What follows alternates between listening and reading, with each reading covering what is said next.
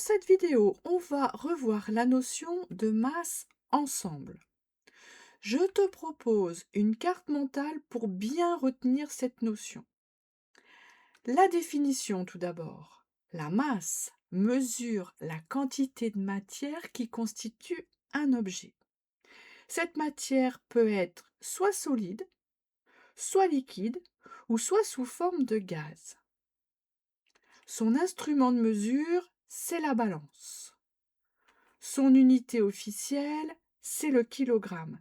Mais tu pourras également utiliser toutes les unités présentes dans ce tableau. Et on notera un résultat sous la forme suivante. M minuscule pour la masse est égal à la valeur, sans oublier l'unité. Attention, il ne faut pas que tu confondes la masse et le poids. Tout un chapitre sera dédié à la notion de poids en troisième.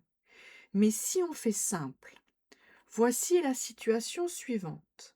À gauche, on a un astronaute sur la Terre. Et à droite, on a le même astronaute mais sur la Lune. Tu peux observer que sur la Lune, il se déplace beaucoup plus facilement. Un paramètre a donc changé. Eh oui, c'est la gravité qui a changé.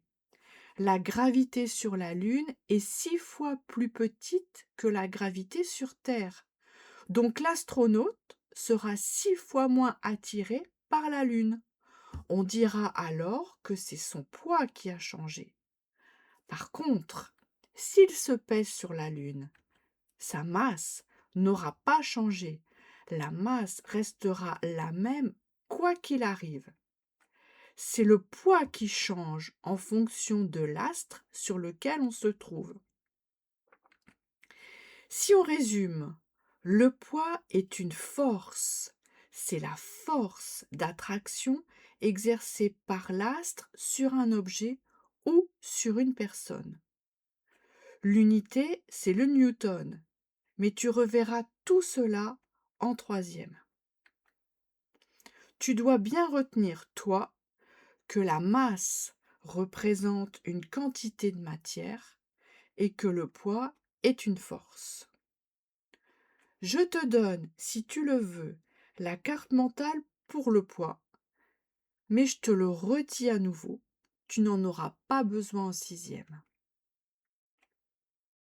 Voilà, exerce-toi maintenant à faire des exercices sur la masse. À bientôt!